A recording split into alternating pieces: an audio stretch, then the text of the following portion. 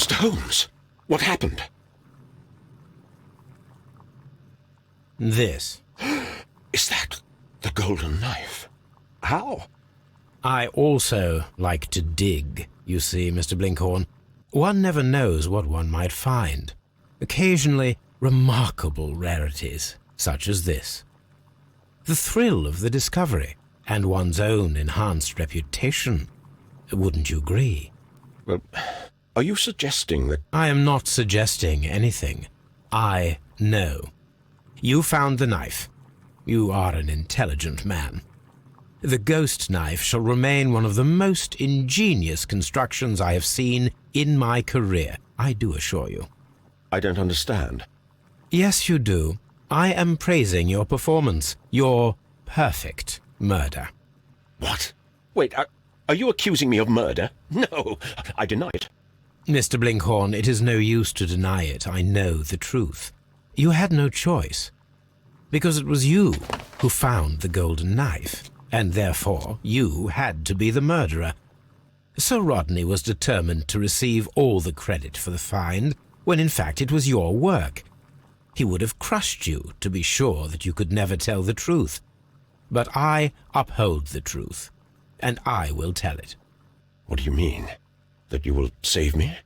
What I mean is that you deserve a second chance. I shall be following your career with the keenest interest, Mr. Blinkhorn. Farewell.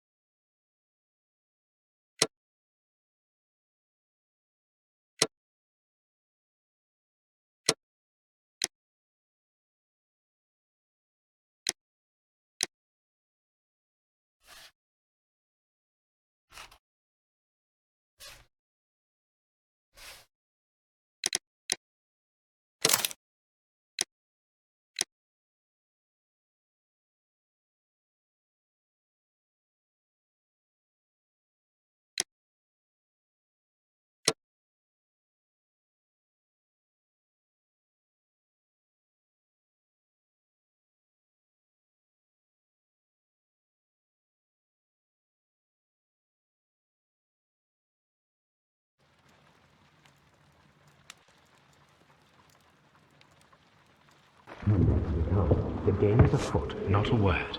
Into your clothes and come.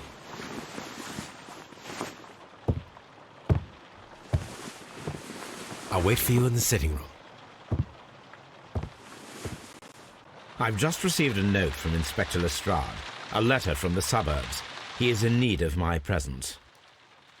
Whenever he has asked for my assistance, it has always turned out to be entirely justified. I fancy that every one of his cases has found its way into your collection. Yes, they all seem worthy of... However, I regret your fatal habit of looking at everything from the point of view of a story instead of a scientific exercise. Oh, Holmes, you... I beg your pardon, I digress. It would be much better to examine this letter than to try to convince you.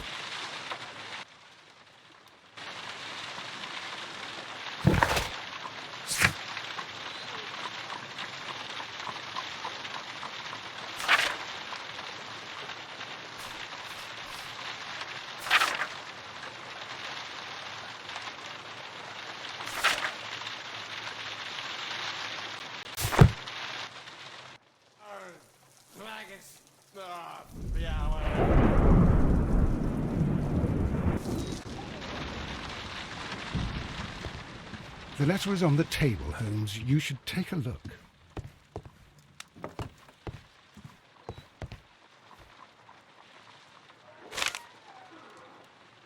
I can tell from Lestrade's handwriting that he was in a hurry when he wrote this letter. A wax seal with the monogram E.B. The Brackenstall family coat of arms.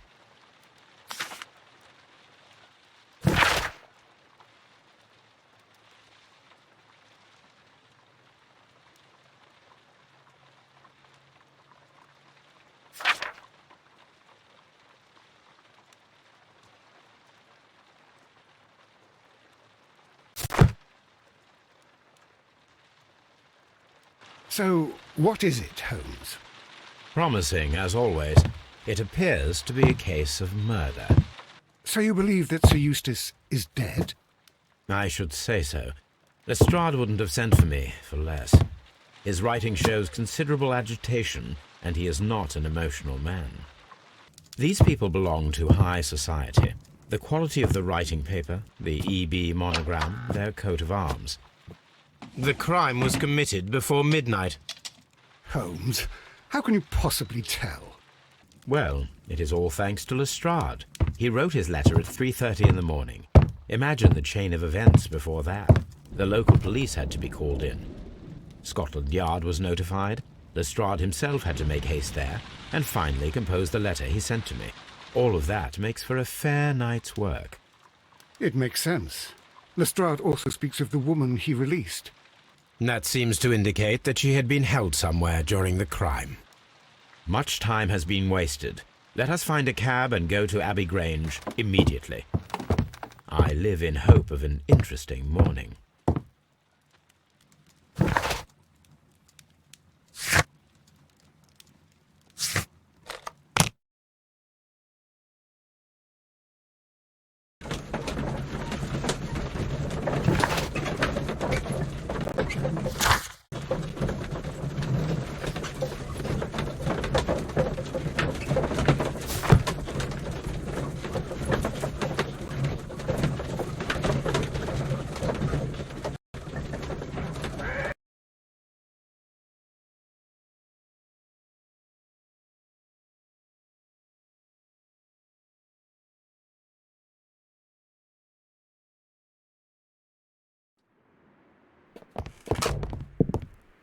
Ah, Mr. Holmes and Dr. Watson, here you are.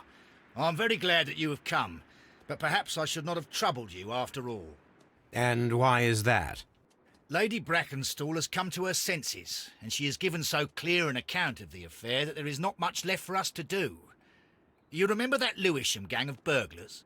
What, the three Randalls? Exactly. The father and two sons. It's their work. They stole a silver service, which is of great value. Sir Eustace Brackenstall is dead, then? Yes. His head was knocked in with his own poker. A violent act of aggression. Yes, the poor lady. She has had a most dreadful experience. She was assaulted and tied to a chair. But I think that you would best see her and hear her account of the facts. She's in the morning room with her maid, Teresa Wright. Where is the body of the deceased? In the dining room. We haven't touched anything. All right, I'm going to examine it. Very good, Watson.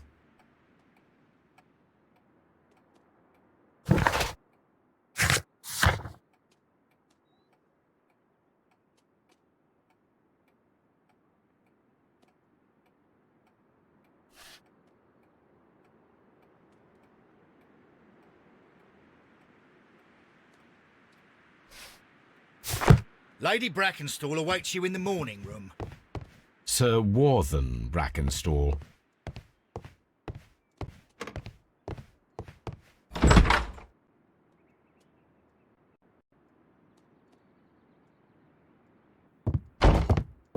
Ladies, allow me to introduce myself. My name is Sherlock Holmes. I'm assisting Inspector Lestrade in this investigation. Mr. Holmes, I am the wife of Sir Eustace Brackenstall. We were married only a year ago. I am sorry for your loss. Please accept my deepest condolences. I suppose that it is no use my attempting to conceal that our marriage has not been a happy one. I fear that all would tell you that, even if I were to attempt to deny it.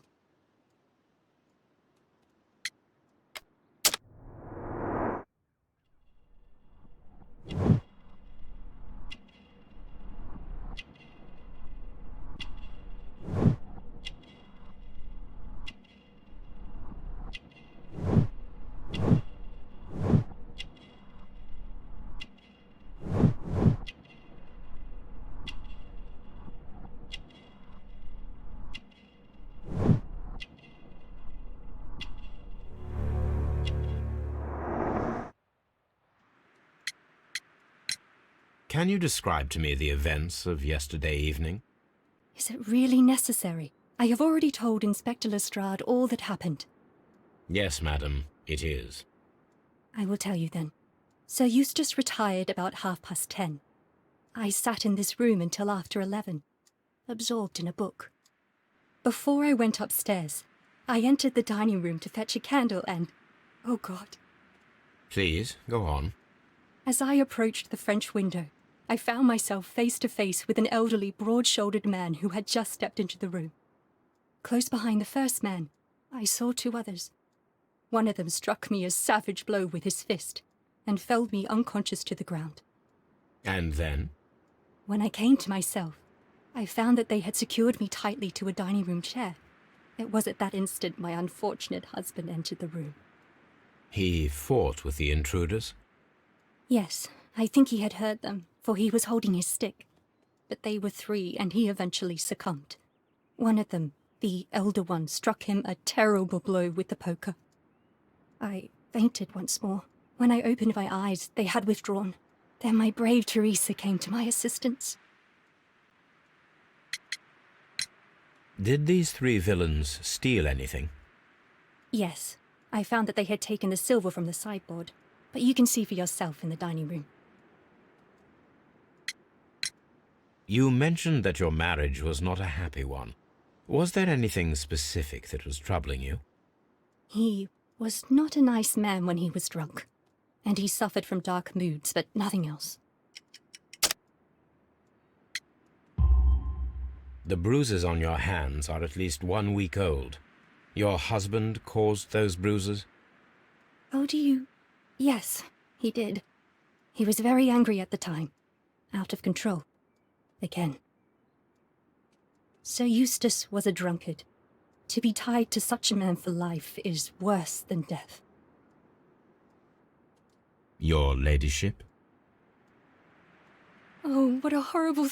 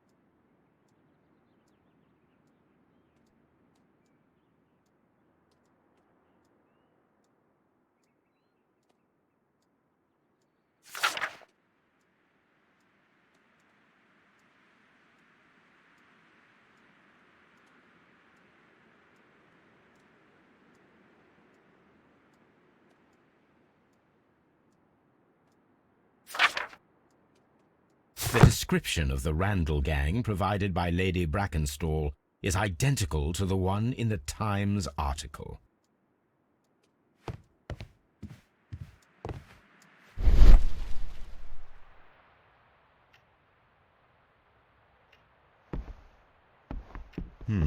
These scratches are most definitely made by the picture frame.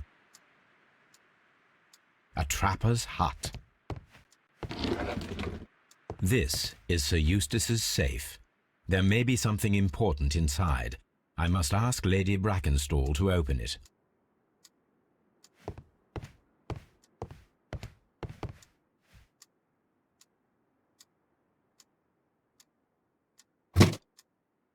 This photograph of Lady Brackenstall and her maid Teresa was taken at a port, but which one?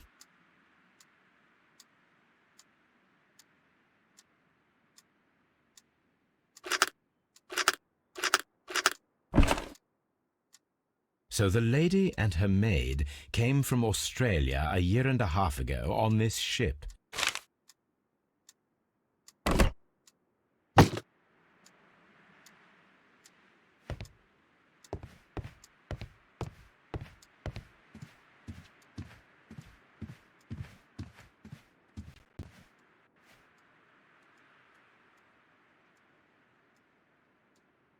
Teresa, I would like to hear your testimony. Certainly, sir.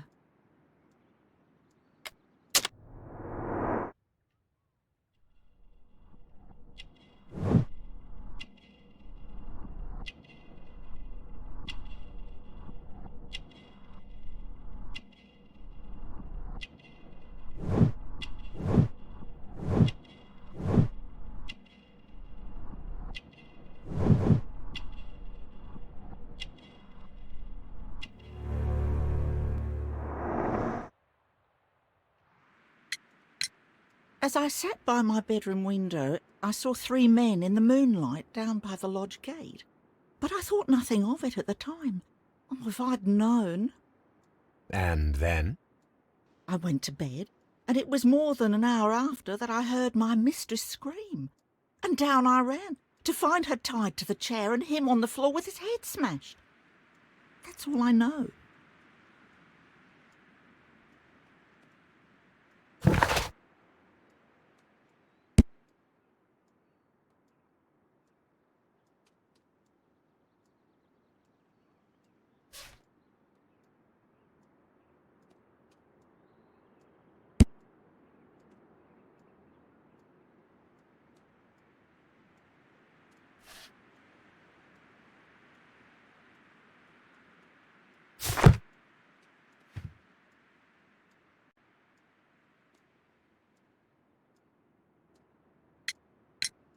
Lady Brackenstall, could you open this wall safe? No, it is my husband's safe. I do not know the combination. We have to open it. Your ladyship? My mistress is very tired. Can't you allow her to... Let us try. This safe can be cracked. I only have to pay attention. The dial will vibrate when it is set to the correct number.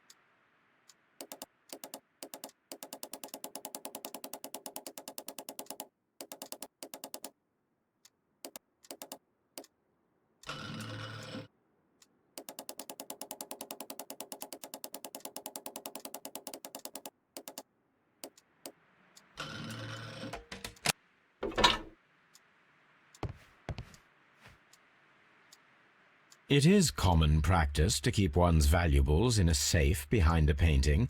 It should not really pose a challenge for a criminal.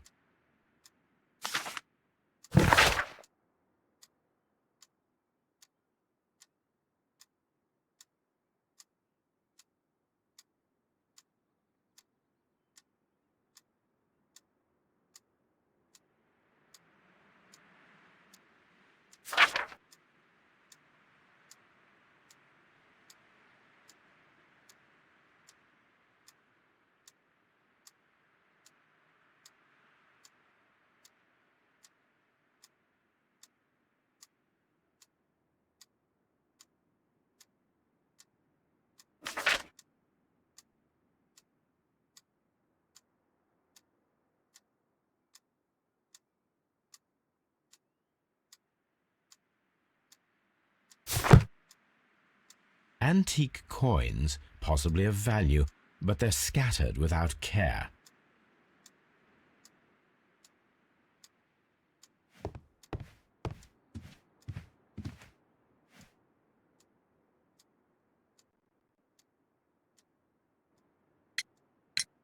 Sir Eustace's doctor speaks of his violent behaviour. Yes, Sir Eustace was an extremely violent man. A detestable human being, to be more precise. It is true that he once threw a decanter at me, and all because I dared to stand up to him in defence of my mistress. Sly devil. God forgive me that I should speak of him so now that he's dead, but a devil he was, if ever one walked the earth. We met him only 18 months ago. She'd only just arrived in London. Yes, it was her first voyage. She'd never been from home before. Wonder with his title and his money and his false London ways. If she made a mistake, she has paid for it, if ever a woman did. She doesn't have any friends here, so it was specially hard for her.